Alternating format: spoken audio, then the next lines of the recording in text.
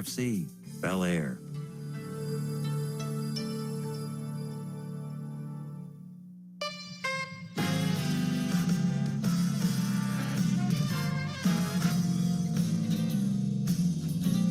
.91.1 WHFC, Fresh Trax. Yeah, that's right. Where you're at. I'm your host, Matt Terry, from 7 until 8. Someone tells me differently. Boy, I hope not. Tonight on the show, I have a sincerely talented man. Looking off of his websites, he plays all the instruments on his releases and does all the vocals. How about that for double duty? His musical influences are varied and result in complex compositions, which often blend genres. He's talking with me tonight about his work, and he has a new album called Strength, and he's just got so much music. I mean, I just can't shake a stick out of all of it. I want to welcome in tonight's artist, local man, Tim Huber. Welcome, Tim. Thank you. Appreciate you having me on Fresh Trax, and I'm excited. Hey, man, this is the first time I've had you on, so tell me a little bit about yourself. You're a local Marylander, right? Yeah, born and raised in Maryland. Went to school out west, came back. All right. Grew up in a musical family. Had a sister that played piano, and I pretty much cut my teeth listening to her play. I never actually had lessons, but sometimes I think it's better to listen to what you like and to evolve through what you like and just get to it and practice. Wow, so you're all self-taught.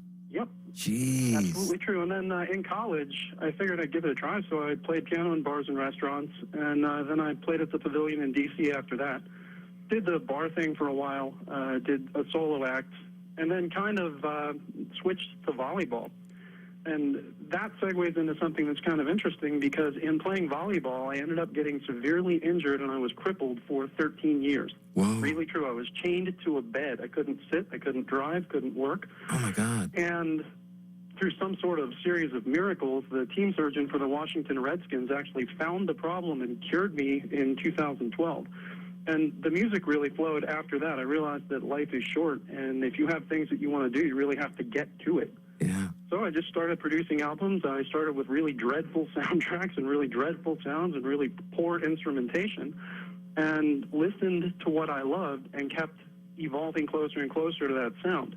And gradually, you learn to write your own stuff, and if you focus on what you like to hear, and if you like your own music, generally you don't have any limits. If you get too tied to what everybody else does, for example, if you like Alice in Chains and you try to copy that sound, that set of tools in your toolbox is something that you will learn, but you'll be very limited because they're probably better at being them than you are. Right. So I don't really rip off artists. I just learn from superior sounds. For example, from Alice in Chains, I figured out that if you layer an electric guitar with a bass really strongly and really tightly, you get an amazing thumping sound that I started to use in various compositions. It's a lifelong growth process, really. My good Lord, man, you are truly inspiring. 13 years, you say?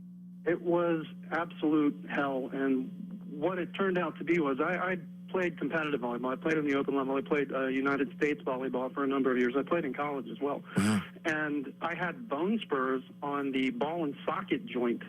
And so there were little spikes that never showed up on a scan because they were behind the pelvic bone on the leg.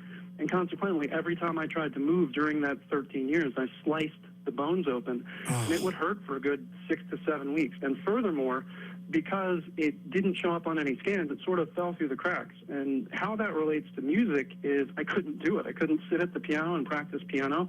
I couldn't sit down and play guitar. I couldn't stand and carry the weight. So I packed off all my stuff, sent it to my brother's house, sat there looking at a grand piano that I used to play, and when the team surgeon for the Redskins cured me, when he found it and went in and did bone surgery, it was a 6-month recovery. It was pretty severe. The first thing I did when I was able was to sit down and start playing piano again, and I realized how much of my life had been missing. It's funny, you don't go through life thinking about what's going to happen tomorrow. You sort of go through life thinking about today. And the minute I had the chance to use whatever talent I happened to have to get some things out on paper, I took it. And that's still where I am now. So I produce at a pretty high rate simply because you never know how long you have. So that level of drive right there, that's simply inspiring, Tim. I really have to just almost, I'm at a loss for words. I mean, wow. Now, honestly, looking back, if somebody said, can you endure 13 years of constant pain, sleeping 1 hour a night, blah, blah, blah, no hope, 17 different doctors, I would obviously say no from 1 minute to the next. You had, before the show, we had talked briefly about the fact that I do art as well. And actually, that is where that came from. I needed something to occupy my mind, so I started painting and drawing and focusing on anything that I could, so I wasn't thinking about being in pain. And I think you find that pretty much everybody adopts that. There are various techniques for dealing with adversity, like distraction, which is what I did with art. And you also, even though you can't do a lot of things, you maintain your self-esteem because you're still producing something to make the world a better place. Thought it through. I just can't go through with this. I'm putting an end to this. Think what you will. If I had time, I might make some sense of this. Time is the one thing nobody ever has to give.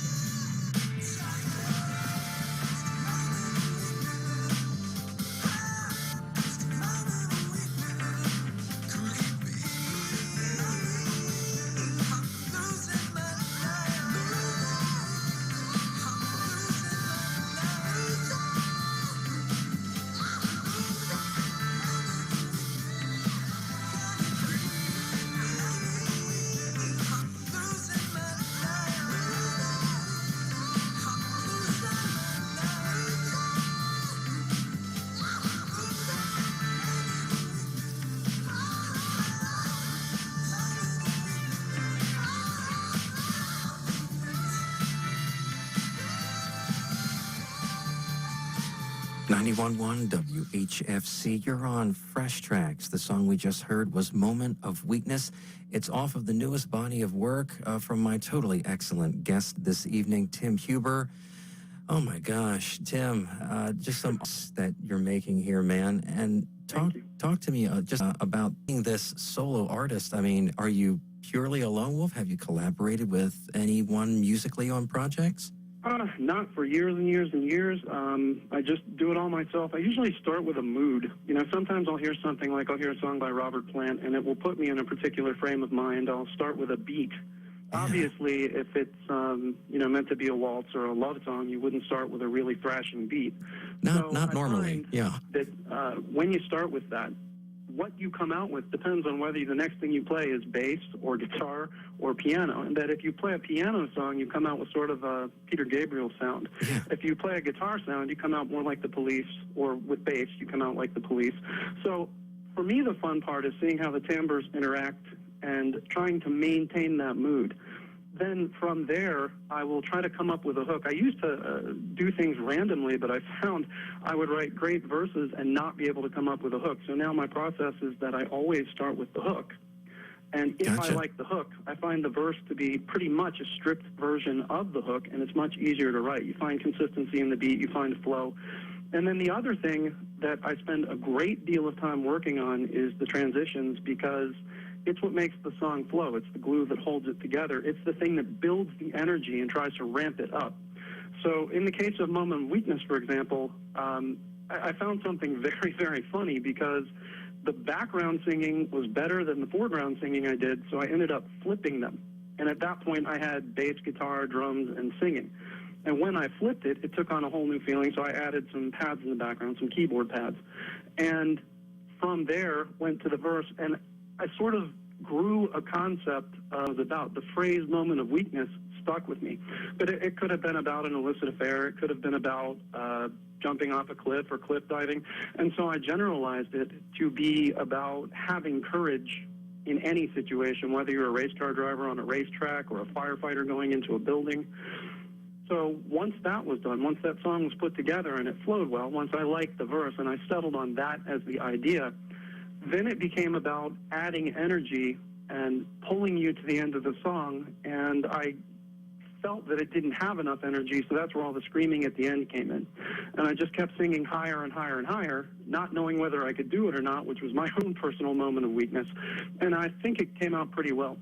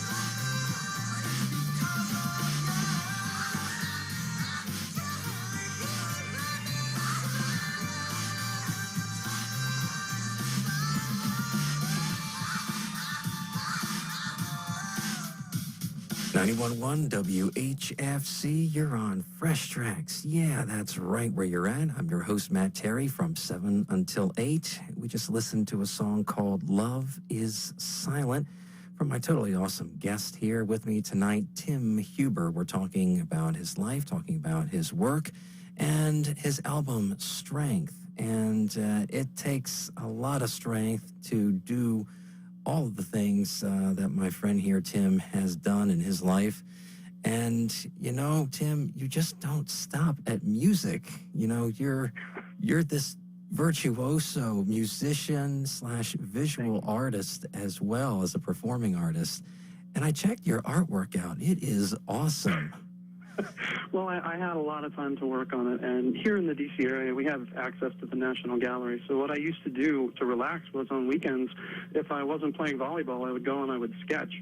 And like anybody, they were terrible at first. I have sketchbooks full of mutants that no one will ever see, and over time, the basic skills that you need sort of grow. And I bring that up for a reason, because when you hear a finished song on the radio, you think, wow, I could never do that. Or you hear Prince screaming at the end of The Beautiful Ones and you think, I could never do that. Or you hear Joe Satriani or somebody playing guitar and you think, I could never do that. Heck, you watch Ninja Warrior and you tell yourself, wow, that's something different. I could never win a tournament. I could never play the U.S. Open, when in fact, if you just don't worry about it and you just start doing it, everybody can do pretty much everything.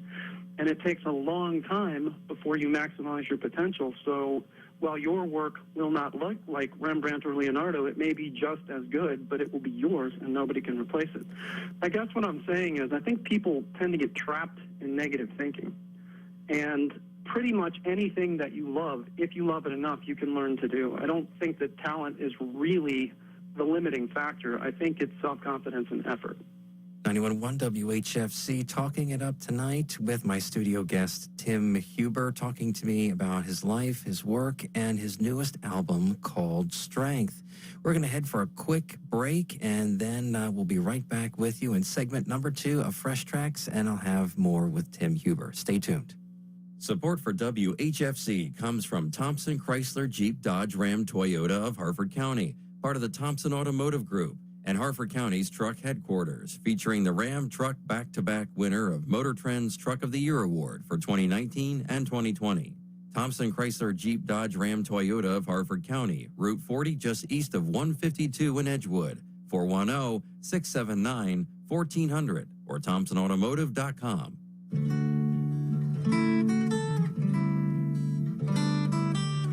Coming up on Art of the Song is singer-songwriter, educator Reggie Harris.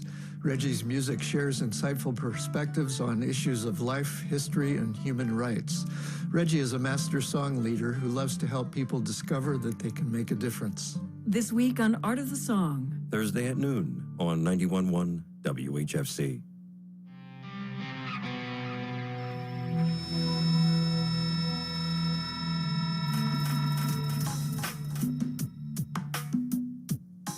There's a line in the sand you cannot let them cross. There are two kinds of people in the world, are those who give and those who take.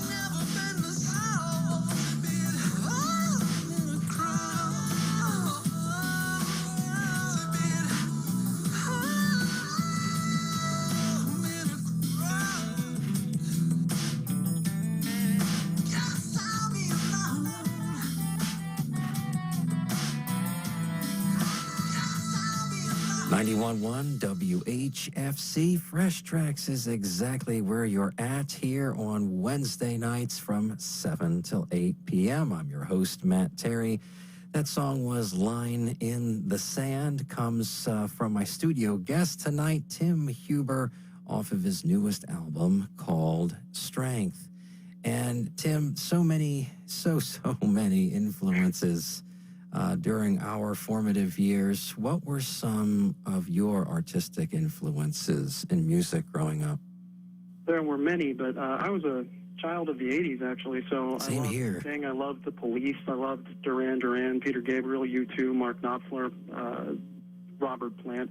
Pretty much anything I could get my hands on. It's funny, you develop musical sophistication as you get older, so originally anything they put on the radio that was a hit, I decided I liked, and I would listen to it. But there were certain songs like U2, Pride in the Name of Love, that just really stuck with me. Oh, yeah. Or with Peter Gabriel, various songs with the Police. It was that whole guitar sound, that whole sinister drum beat sound. There was just something evocative about the mood that they created with just the three of them that I loved. And of course, Sting's voice is so distinctive. That matters because in Line in the Sand, actually, when I sang the background, it sort of had a Sting, not an exact Sting sound, but a sort of a Sting mood, and the song grew from that. It was actually a song that I wrote that didn't have any energy in it, and then I evolved it into something completely different.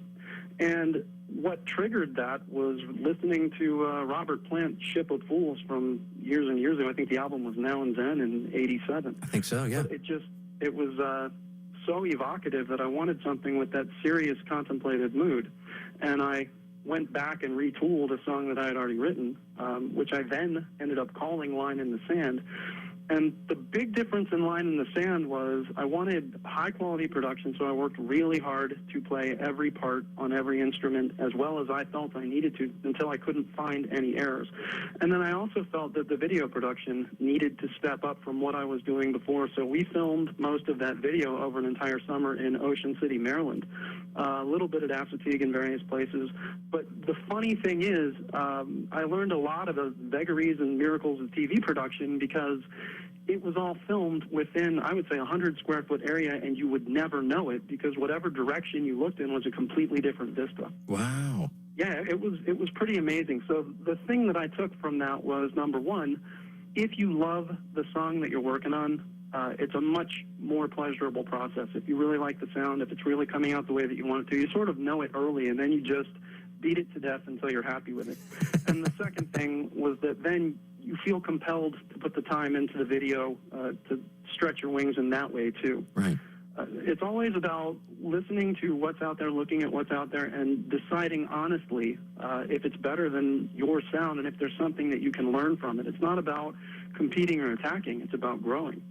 So I find when you look at people like Sting, you look at Peter Gabriel, who are obsessed with high-quality sound. You look at Mark Knopfler, whose lyrics are unbelievable, Rush, that add energy to things.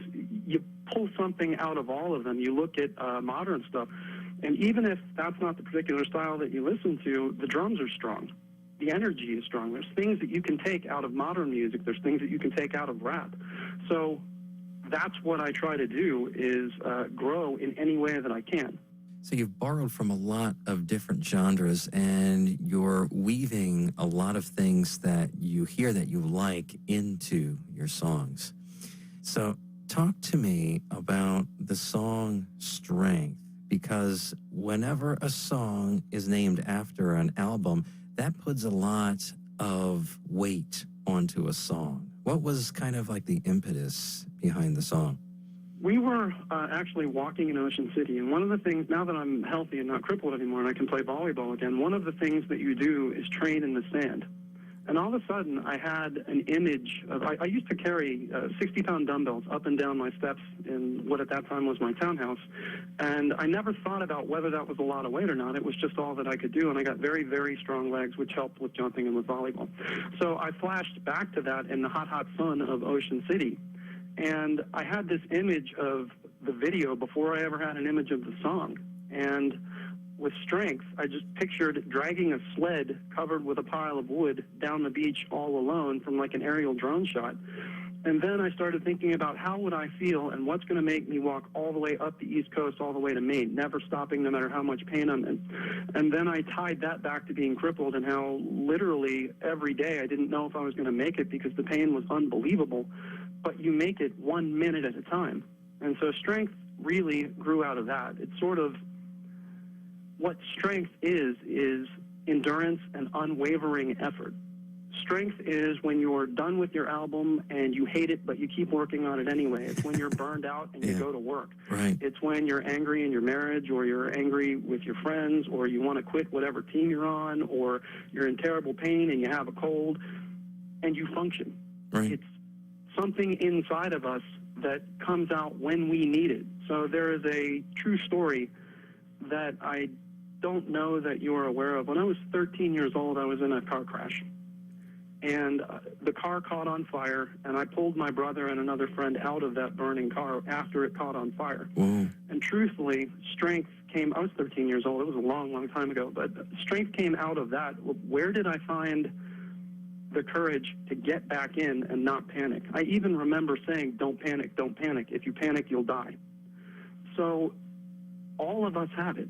Every mother that's ever taken care of her kid, everybody that's ever fought with a school system because they don't like the curriculum, everybody who has backed down from a confrontation that they could have won because they tried to do the better thing and be kind.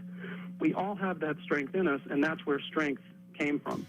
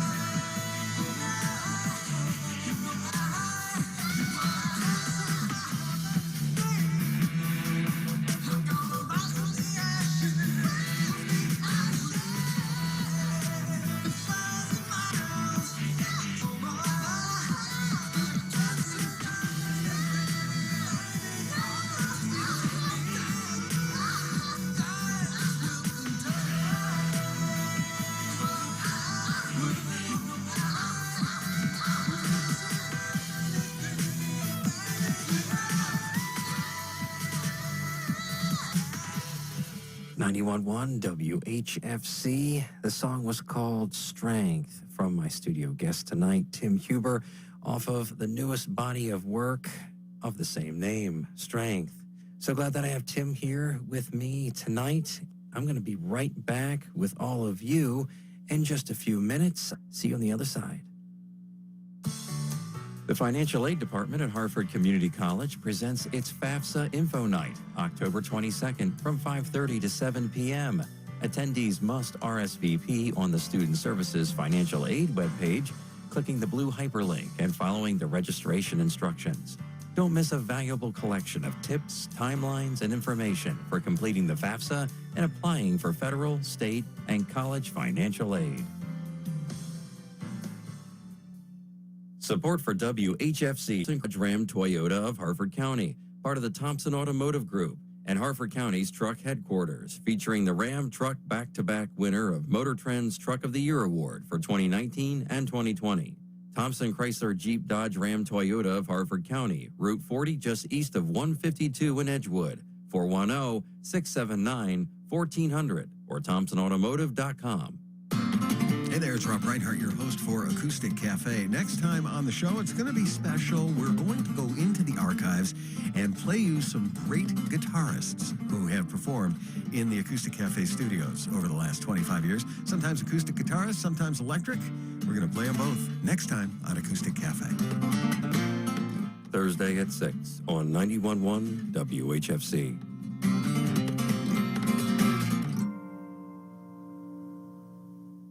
Too many nights sitting around. It's gonna eat you if you're too slow. Get eaten if you're too slow. Too slow, slow. Too many nights sitting around. Pressure building and it's gonna blow. Getting on my nerves like nails on a chalkboard. Too many nights in the show. Tired of the same old, same old. Tired of the same old, same old. Too many nights sitting around. Too slow, too slow, too slow.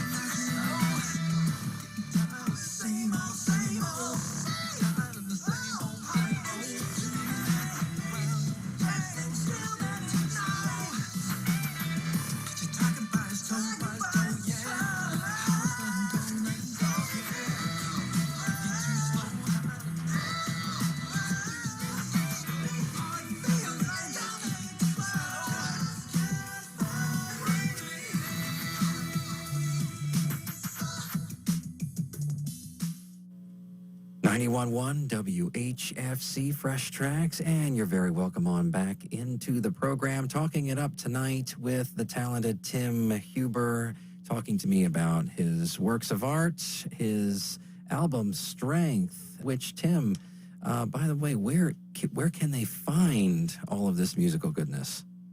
You can find it on timhubermusic.com, where it's centralized. You can find my stuff on YouTube. You can find it on Amazon, Spotify, Google Play, Apple Music, iTunes, pretty much everywhere, every online streaming service. That's actually pretty easy for an artist to do. You do those things through distributors, and right. For some of them, like Pandora, you have to go through a distributor. So pretty much anywhere you find major titles, you'll find my stuff. And in a digital era where availability of content is king, it's out there. So it's definitely worthwhile. Give it a listen. That song that we heard right as we came back from the break was called Release. And it kind of begs my next question, because during the break, Tim was talking to me that it can be kind of, tied to the pandemic, and because that's one of the biggest things globally that, every human being has been going through.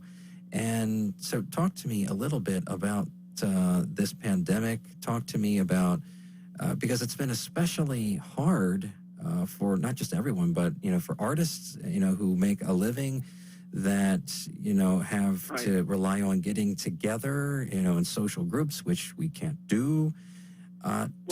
You can't do a lot of live performance, especially during the COVID era. But what you can do is you can work in studio and you can really improve your skills. So I've spent an immense amount of time practicing all the instrumentation and learning various things.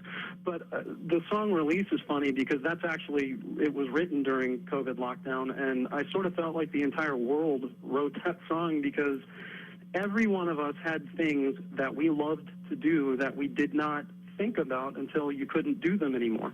Whether it was eating out once a week or twice a week, or heading to the beach and seeing and being seen, or whether it was about playing sports, or whether it was about new content in movies and television and things that people divert themselves with, or even whether it was about where you get your social interaction, like at work. Some people, that is their whole life, and with some people, social functions are their whole life, and everybody had to take a step back and sort of look at their routines. In my case, it didn't make that much of a difference because this stuff takes time. And the way that I go about writing parts is I'll play 4 hours for 3 seconds of music because I'm writing the part while I'm practicing it.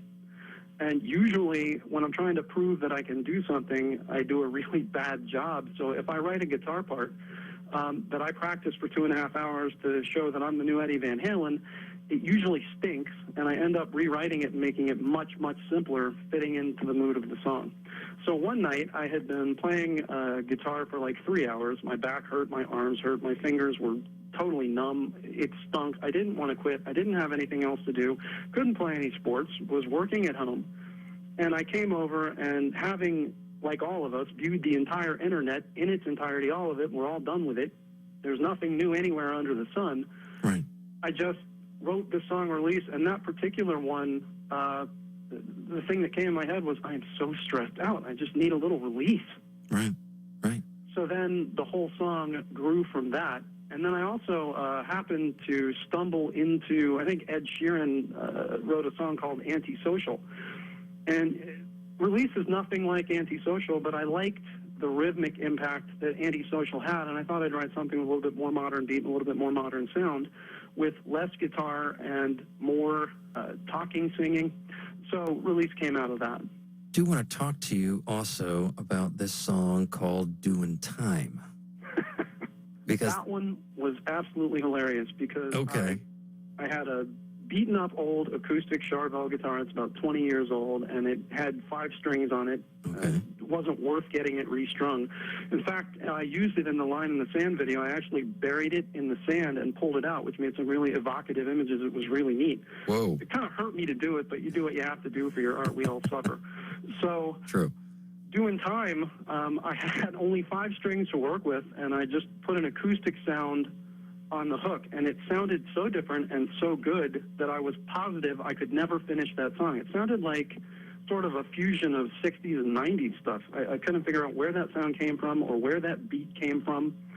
And I put it down, didn't think about it, but periodically while I was working on the album, I'd go back and I'd listen to that hook, and I'd be like, man, I wish I was that good. I wish I didn't just get lucky. I wish I could finish that song. And I laid out one night, I just thought, what the heck, I'll go for it. And I laid out the verse, and I sang it largely like I always sing, and listened to it later, and I thought, I can't believe this. It actually sounds good, but there's not enough energy.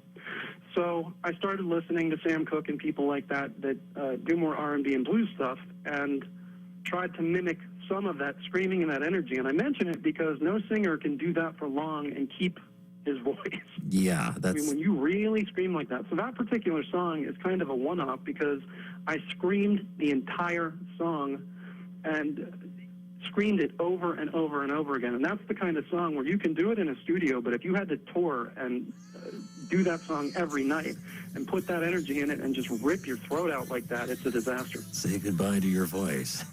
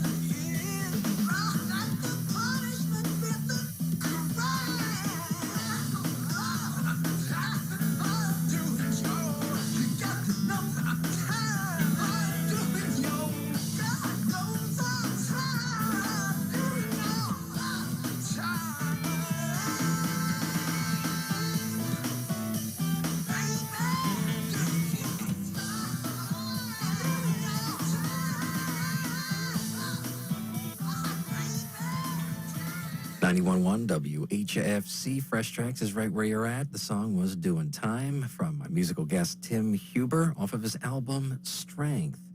And strength is something that this man has in spades. Tim, you were telling me about these videos. Now, that brings up one of my last points, because I still only have you here for just a couple minutes longer. You are using video. Do you find that using video is one of the more important tools for a musician to be using these days? For a lot of reasons, yeah, actually. Okay. Streaming is still important, and you'd like Sure. video to be diminished and to not be as important, but we live in a visual age. We live in an era of Star Wars. We live in an era where average TV production, in fact, if you've ever seen the 80s movie Romancing the Stone, I just watched it last night for a break. Oh, yeah. And it looks very, very different from, say, Return of the Jedi or one of the newer movies, or Revenge of the Jedi. And so there is an evolving visual standard where when you do a video, you kind of have to keep pace. If you don't, you risk sort of alienating the audience that's available on YouTube overnight, because they look for something that sucks them in visually. Yeah. And there is a corollary to that, which is there are supposedly 7.6 million songs come out every 2 weeks, but you never hear them. I mean, Right. some of them are commercial, some of them are not. Right. But Amazon gets a ton of music. And so people can't possibly listen to that volume of music, even if you separate it and break it down by genre. So what they tend to do is they click on what they like to look at. They click on the cover art.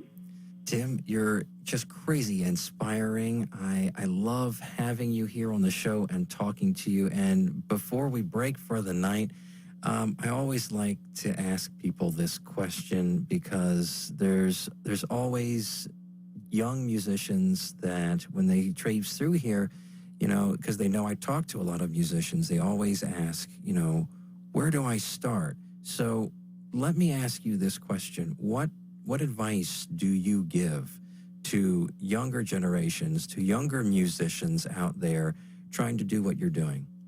I would say the first thing is think about why you're doing it. If you're trying to prove something about yourself, it's Right. either true or it's not before you start. I came back to music because I love music. And while every artist will tell you it's about the music, sometimes it is, sometimes it isn't. With some people, it's about money. With some people, it's about fame. With me, it really was about music. And when I couldn't do it for 13 years, I was very unhappy. Right. So the most important advice that I can give is that you have to actually like the music that you're making. If you tell yourself Ed Sheeran's famous, so I'm going to sound like Ed Sheeran, you're going to quit. Right. If instead you pull what you like from Ed Sheeran and you make it yours and you add to it and you change the world in some way or communicate some mood or message that you want to communicate, you will never quit. The other thing that I would say is that if you go to work in a music store, that isn't going to make you famous. If you practice guitar at home and never share it, that isn't going to make you famous. If you go on YouTube and you attack people's videos and you laugh at them, that isn't going to make you famous. If you want to be good, you have to practice, and you have to not take no for an answer. The mechanics of marketing, like contacting radio stations, all of that stuff, is something that anybody can do, but only you can make you. Only you can communicate the message that is you, and nobody can ever take that away from you, so you have nothing to be afraid of. His name is Tim Huber. Check out his latest release called Strength. It's just about everywhere that you get your music. I'm going to leave you here tonight with the song Superhero, a more fitting song I probably couldn't hit for a man who is himself a superhero. Tim, I've immensely enjoyed having you here tonight on Fresh Trax. I hope we didn't make it too terribly painful for you. I hope that you'll come back. It's really great, and I can't tell you how much I appreciate having me on Fresh Trax. It's always a great time when we have great local musicians like Tim here on the show. Get you right back here from 7 until 8, where we listen to local and regional talent. I'll catch you on the flip side.